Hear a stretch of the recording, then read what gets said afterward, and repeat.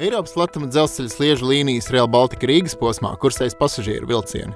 Tajā būs divas pieturas – centrālā stacija un starptautiskā lidosta Rīga. Sauriešos līnija virzās pa bijušo dzelzceļa līniju Rīga Ērgļi, dzelzceļa nodalījuma joslā. Atzonas depo.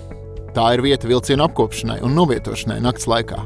Izvietot iespējami tuvu Rīgas stacijai. Granīta ielā dzelzceļš atradīsies galerijā, virs esošā dzelzceļa.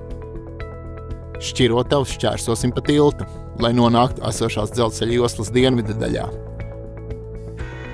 Atjaunotajā Rīgas centrālajā stacijā tiks nodrošināti pasažieriem ērti savienojumi ar citiem transporta veidiem. Jauns dzelzceļa tilts pār Daugavu veidos jaunus akcentus Rīgas sejā.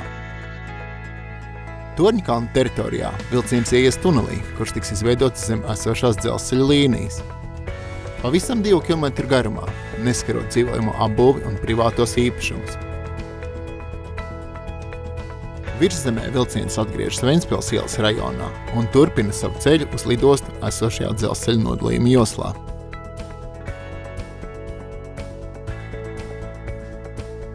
Dzelzceļa līniju norobežos pretrokšņu barjeras.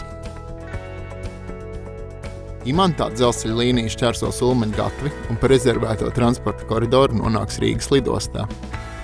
Lidostas pietura tiks savietota ar jauno pasažieru terminālu, nodrošinot ērtu pārsēšanos.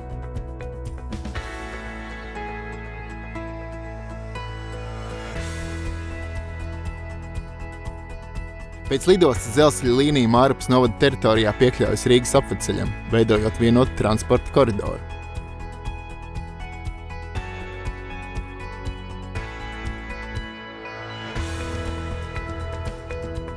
Ķekavas novadā dzelzceļš izvietots blakus jaunajam Ķekavas apvedceļam.